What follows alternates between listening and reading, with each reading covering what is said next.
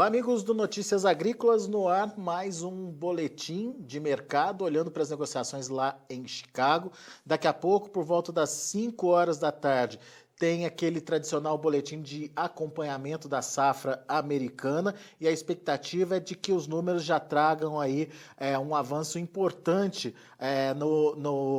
na evolução das lavouras por lá, onde boa parte das lavouras, ou a maior parte pelo menos, já esteja entrando aí em fase de enchimento de grãos, ou seja, o ponto mais crítico para as lavouras americanas, principalmente quando a gente fala sobre o clima. E é por isso que o mercado vai ficar muito atento nos próximos dias aí às condições climáticas lá nos Estados Unidos. Para comentar mais sobre essa situação e mais do que isso, nos trazer algumas perspectivas aí de precificação, tanto lá nos Estados Unidos quanto aqui no Brasil, nosso convidado hoje é o Vitor Martins. O Vitor é da Redpoint Global Markets, está aqui com a gente já. Meu caro, seja muito bem-vindo, muito obrigado pela participação mais uma vez conosco aqui no Notícias Agrícolas. A partir de agora, então, mais do que nunca, clima tem uma influência tremenda aí sobre a produção e a produtividade lá nos Estados Unidos, Vitor. Com certeza, Alexander. Bom, primeiramente, uma boa tarde, né, a todos os telespectadores, nossos amigos, ouvintes, Notícias Agrícolas. E realmente, Alexander, entramos aí na fase do tudo ou nada, né, onde a cada mudança no mapa e, sobretudo, né, nos Estados Unidos, no meio oeste americano, e, claro, a variação das temperaturas, das anomalias, terão um impacto muito diretamente, né, proporcional nos futuros na Bolsa de Chicago. O que a gente tem visto até agora, Vitor, é que tem uma parte dos Estados Unidos que as condições são bem favoráveis. E a outra parte, principalmente a oeste ali dos Estados Unidos, Minnesota, Dakotas, enfim, essa parte tem sofrido bastante com as questões climáticas. Existe alguma projeção de que uma coisa vai compensar a outra, ou no próximo relatório do USDA vai ser necessário fazer esse ajuste, vai ser necessário rever a condição, principalmente de produtividade das lavouras, Vitor? Não, exatamente, Alexander. Essa é a grande dinâmica que os participantes do mercado, né, vinham acompanhando ao longo de dos últimas 2 semanas, né, mas de forma mais intensa, sobretudo com as novas vendas aí que foram saindo de soja para a China, né, a gente viu aí alguns cancelamentos de soja 2021 rolando isso para 21-22, a gente viu isso no último relatório de vendas em embarques semanais pelo USDA, e o mercado justamente vem colocando na balança essa mesma dinâmica que você mencionou. O quanto que o norte, o noroeste das planícies, diga-se as Dakotas, tanto do norte e do sul como Minnesota, que essa temporada representam mais de 20%, né, de toda a área plantada de milho nos Estados Unidos, o quanto que a quebra no noroeste do Corn Belt pode ser compensada com o oeste do Corn Belt, ou seja, as principais regiões como Iowa, Illinois, né, você tem ali mais embaixo ali Missouri, o quanto que a safra nessas regiões podem compensar a forte quebra ao longo do noroeste do cinturão. E essa é a pergunta que todo o mercado está se fazendo, está olhando de forma muito, muito cautelosa, tá? Então, existe sim um otimismo cauteloso que vai ser suprida, né? A produtividade final em Iowa e Illinois vai ser realmente muito substantiva para compensar a quebra, né, no que nós teremos, que já é consumada entre 40% até 50% em regiões como Dakota, em algumas regiões importantes também do leste de Minnesota, né, que passa de 35% a quebra, mas o mercado está muito atento com o desenvolvimento das temperaturas para essa semana e para a semana que vem, que é a principal janela de formação de vagens, né, e enchimento de grãos nas lavouras americanas. Por quê? Porque uma grande parcela das lavouras de Iowa foram severamente estressadas e, claro, né, tiveram aí todo o seu potencial na linha de tendência produtiva comprometido com a seca das últimas 2 semanas. Tanto é que o relatório de oferta e demanda o relatório de condições semanais de lavouras do USDA trouxe uma forte queda justamente nas lavouras de Iowa, e que dado a continuidade dessa última semana, é esperado que o mercado traga mais uma queda. E, claro, o mercado vai entrar agora nas fases importantes de crop tour, de avaliar, né, a produtividade mesmo pé por pé, né, fazer contagem de vagens, né? Então você vai ter hoje uma forma de mensurar o potencial produtivo muito mais material, né, muito mais visual, de você poder ir nas lavouras, que é o que já vai começar a acontecer nas próximas 3 semanas, aí, aproximadamente, né? Tá um pouco cedo. Mas isso também o mercado vai olhar com muita atenção, que é o quanto que o potencial de quebra em Iowa, dado as condições que foram ao longo do final de semana muito quentes e secas, o quanto que a queda no potencial de Iowa vai puxar toda a queda nacional americana e, claro, né, de certa forma, não permitir o alcance da produtividade estimada pelo USDA, que é de 50,8 bushels por acre, e que também trata-se da maior produtividade da história americana. Ô Vitor, você, pela sua experiência, pelos seus levantamentos, vê necessidade de uma correção desses números? Eu vejo, Alexander, tá, sobretudo pelo fato de que as condições hoje boas, excelentes das lavouras, elas estão muito aquéns do mesmo período na temporada passada, certo? E, claro, né, você vinha também de um mercado que na temporada passada houve atrasos, houve toda uma série, né, uma pletora de impedimentos de uma boa produtividade e, claro, né, você começou a ter esse corte somente em setembro.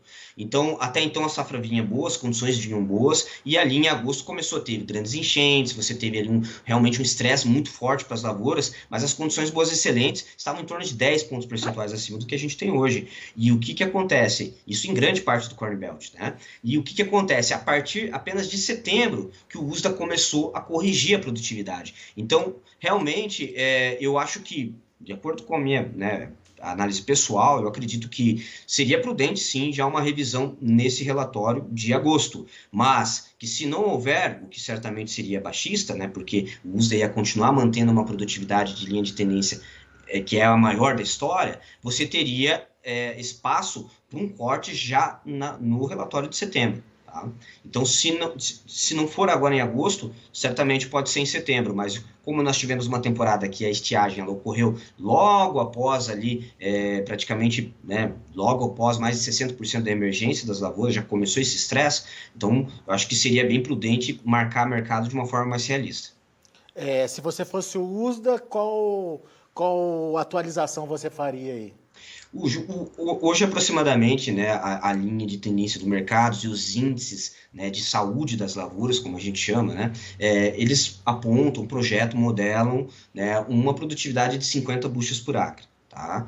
Que seria já uma queda ali relativamente, né, substantiva para apertar mais ainda o balanço de oferta e demanda para a safra 21-22.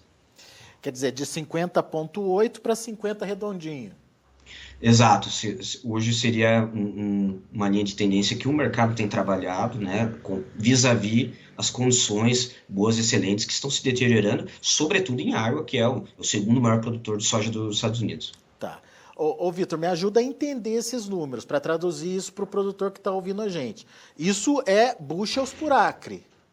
Isso seria bushels por acre, tá, Alexander? Basicamente, se a gente for pegar o balanço hoje de oferta e demanda, hoje o balanço ele está tão apertado que você não permitiria perder um bushel por acre sem ter um racionamento da demanda, tá? E se a gente for pegar, até a gente pode fazer, né, uma conta aqui em conjunto, né? Hoje daria na casa de, se eu for pegar, quer ver, ó, Alexander? Eu estou falando de um bushel, se a gente for calcular o bushel, né? Vou pegar aqui 60 libras, eu estou falando de aproximadamente, ó, vamos pegar aqui, fazer uma conta, 60 bushels por acre, um bushel, né? 60 libras, 0,45359, você tem 27,21 por quilo, né? Então, uma saca que equivale, de 60 quilos, equivale a 2 bushels, ponto 2046. Se a gente for pegar essa mesma conversão se eu for pegar aqui, Alexander, em libras, a gente estaria falando de pelo menos algo em torno ali de 5 sacas por hectare aproximadamente, tá? O que traria uma produção total hoje nos Estados Unidos, você teria um comprometimento de pelo menos, quer ver, ó? Eu vou falar aqui para ti a conta, de aproximadamente pode pegar com a mesma área, você já conseguiria colocar ali pelo menos uma quebra superior a 3%. Tá? Mas ainda é cedo.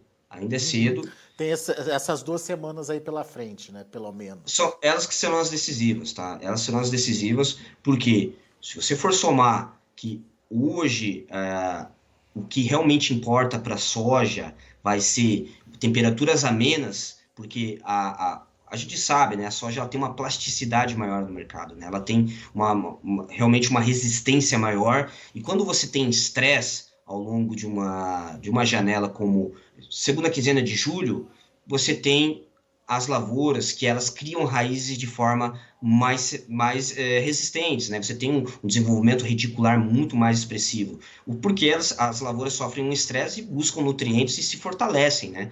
E o que acontece? A cada baixo acumulado que tenha, o solo americano, que é um solo que consegue, né, reter boa umidade de solo, você acaba realmente recuperando as condições, mesmo no final do estágio vegetativo, no final do ciclo, com chuvas não menos expressivas, mas contanto que as temperaturas continuem amenas. E o que a gente vê para frente, Alexander, é que as temperaturas elas já estão cedendo, elas estão ficando menos elevadas.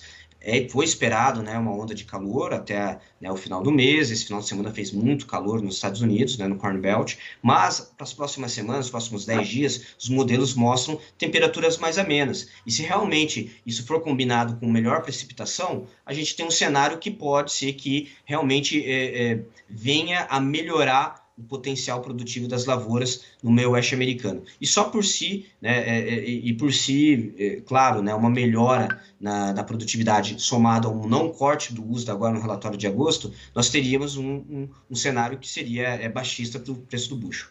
Portanto, ficou claro aí que a gente tem que botar toda a atenção, voltar toda a nossa atenção para a condição das lavouras e principalmente para a atuação do clima nessas lavouras nas próximas 2 semanas. A gente tem essa condição, né, de dúvida sobre o tamanho da oferta nos Estados Unidos, mas num momento em que a China está demandando pouco, Vitor. Essa condição de estresse se confirmando, poderia mudar essa dinâmica de compra da China, pelo menos da China em relação aos Estados Unidos? Sim, sim. E o que acontece, Alexander?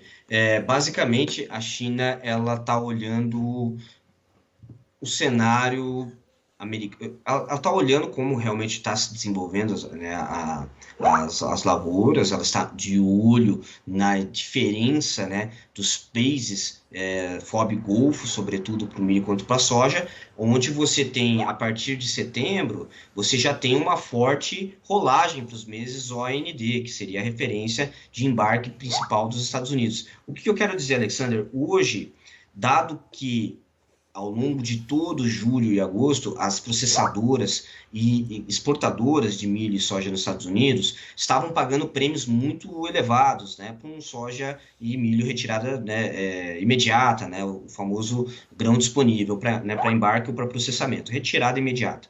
Então, o que aconteceu?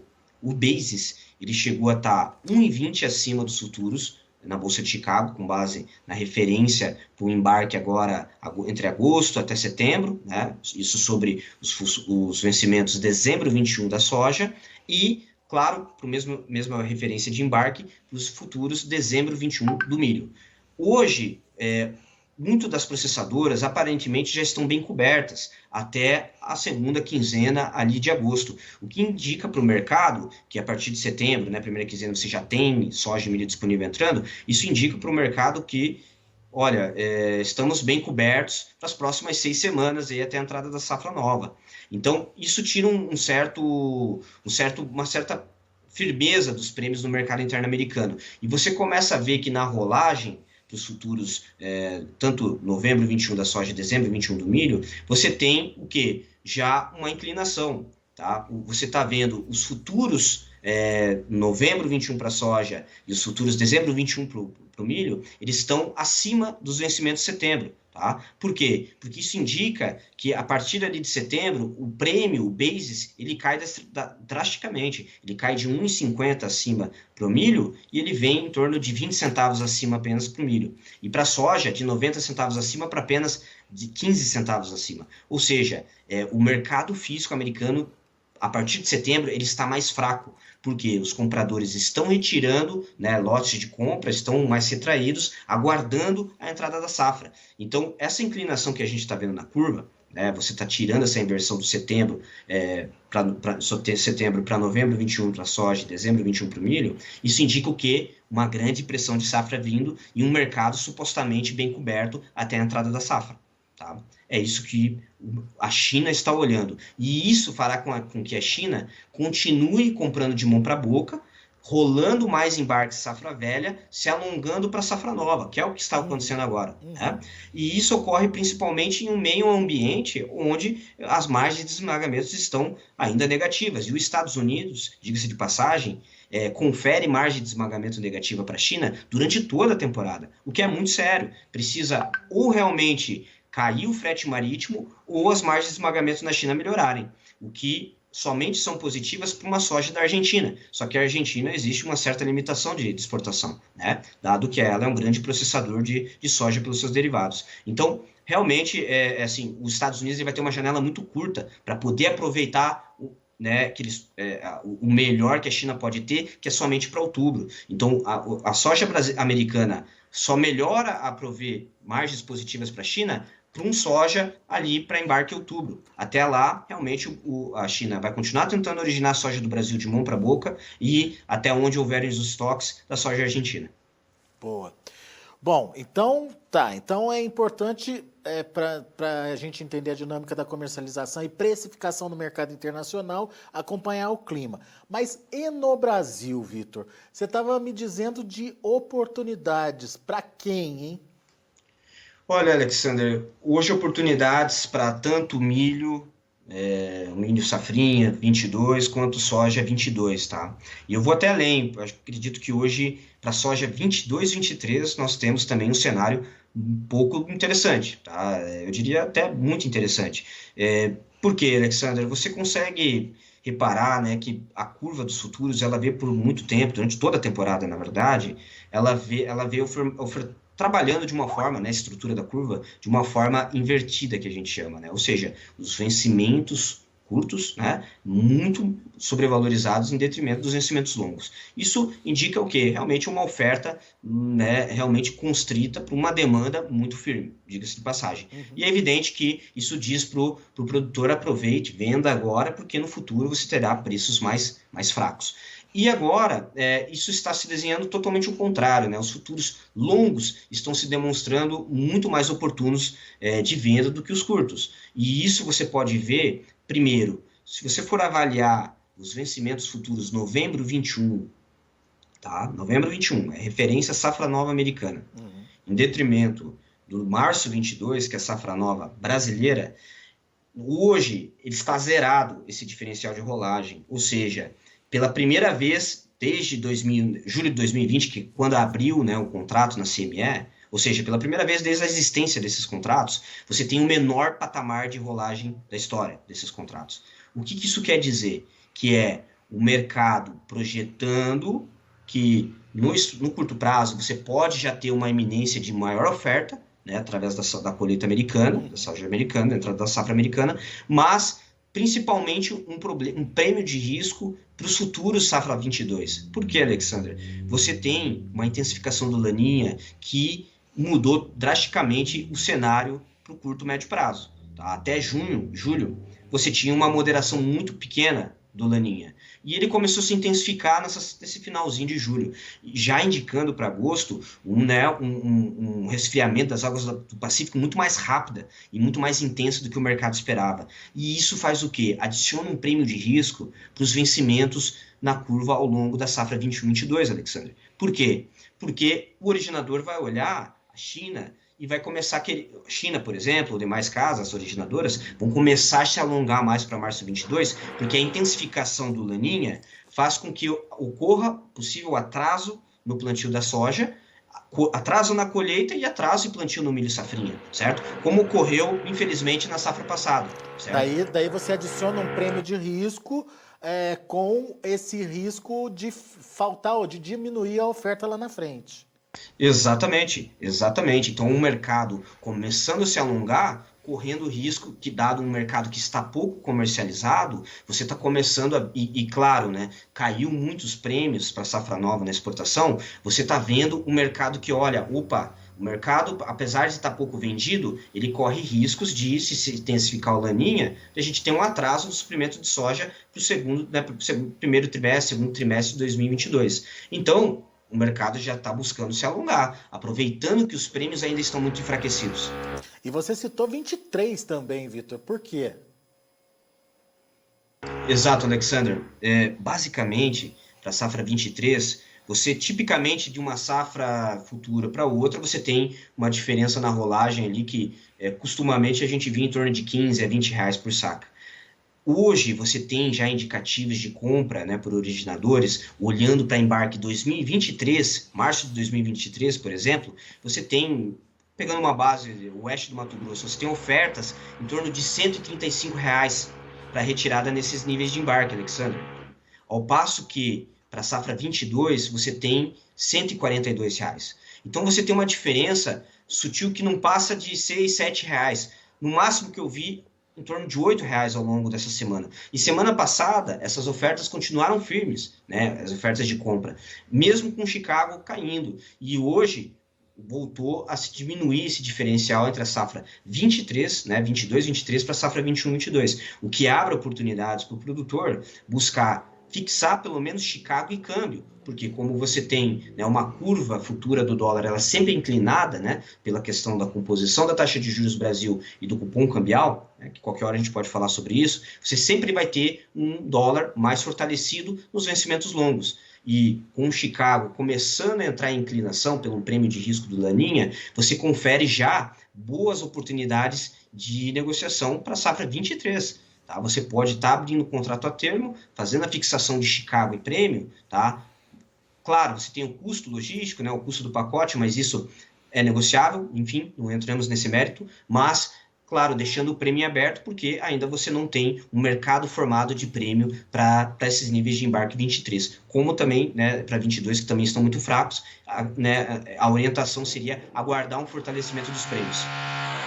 Pois é, mas daí eu encaro isso como oportunidade para agora ou dá para esperar um pouquinho mais para ver realmente aí o que vai acontecer lá nos Estados Unidos? Olha, Alexander, sazonalmente, os Estados Unidos, a partir de agosto, não necessariamente ele encerra seus ralis climáticos, né? Até definir a safra e até novos cortes do USDA de produtividade ou não, se ocorrerem, se houverem, seremos aí até setembro oportunidades sazonais de possíveis novos ralis no mercado. Mas, para 22, a história é um pouco diferente, porque vai depender muito também do câmbio, né? E o cenário para o câmbio, para o segundo semestre, ele é muito positivo, tá? O que pode, né, prejudicar essa conta. Positivo para o real, que você diz. Valorização do real. Possível valorização do real e, claro, né, isso reflete no preço no interior também, nos indicativos futuros. Então, olhando somente para o Chicago, seria, evidentemente, oportuno aguardar novos movimentos e, olhando o cenário aqui na América do Sul, uma intensificação do Laninha, tá? Certamente. Mas se você for passar, Alexander, muito dessa janela de outubro, novembro, dezembro, possa ser que você não confira boas oportunidades, até mesmo porque nós teremos um grande aumento de área aqui no Brasil, né? Espera-se uma produção de até 145 milhões de toneladas. E você tem um cenário que a China ela vai originar menos soja agora de outubro, novembro, dezembro, porque ela já, né, basicamente originou muito do que precisava, recebeu muita soja atrasada do Brasil, né, está reduzindo um pouco o consumo de rações, dado, né, já o aumento do custo do farelo nas rações, e não menos importante, claro, a sazonalidade americana, né, você tende a ter uma pressão ali ao longo de outubro, que claro, salvo que os prêmios aqui no Brasil se fortalecem, né, você tende a afetar toda a curva 22 também com essa pressão de Chicago. Então, realmente, nas próximas semanas, fica aí a dica, né, de olhar já possíveis cenários de fixação, pelo menos de Chicago para março 23, e você olhar travando Chicago, travando o dólar, deixando o prêmio aberto, porque a diferença da rolagem de uma soja 22 para a soja 23, ela está muito baixa. Tá? Legal. Para 22 também, já dá para participar? Para 22 também, Alexander, tá? Para 22 também. Eu acho que temos que, né, se tivemos já muitas boas oportunidades, mas o mercado climático pode trazer surpresas, né? E de forma cautelosa, a gente tem que, para quem está pouco comercializado, aproveitar novos ralis, né? A gente trouxe lá na última vez que a gente veio conversar, nosso target, nosso alvo era 13,99 para março 22, né? Era 14 dólares na verdade, bateu ali 13,99, ali a gente aproveitou, chamou muito produtor para fazer fixações, estruturas com seguro de alta, né? Fixa, compra um seguro de alta para participar da alta, e claro, né? Para quem estava, né, vendido em dólar, também aguardar melhores momentos para fixar em dólar. Ocorreram, né, essas oportunidades e podem ocorrer novas, mas o mercado está cada vez mais dinâmico. Em um mercado climático, tudo pode acontecer, né? Se o USDA não cortar e subir a produtividade, o que eu acho remotamente impossível, mas tudo pode acontecer, você já tem um balanço de oferta e demanda totalmente redesenhado para a temporada 21-22, que vai afetar muito os futuros aí, março 22 para frente. Muito bom. Meu amigo, muito obrigado mais uma vez pela sua participação, dicas importantes, contas importantes, é isso que é fundamental aí para o produtor, tentar traduzir e ajudar ele a entender o comportamento do mercado e como esse comportamento pode influenciar na precificação do produto dele, da soja dele, seja a soja agora, seja a soja que ele vai colher no ano que vem, seja a soja que ele ainda nem pensou em plantar lá em 2023, né? Então é muito importante que a gente possa trazer esses cenários de oportunidades para o produtor, para ele, obviamente, conhecer mais, perguntar mais, né? Não precisa só acreditar no Vitor, só acreditar aqui em mim.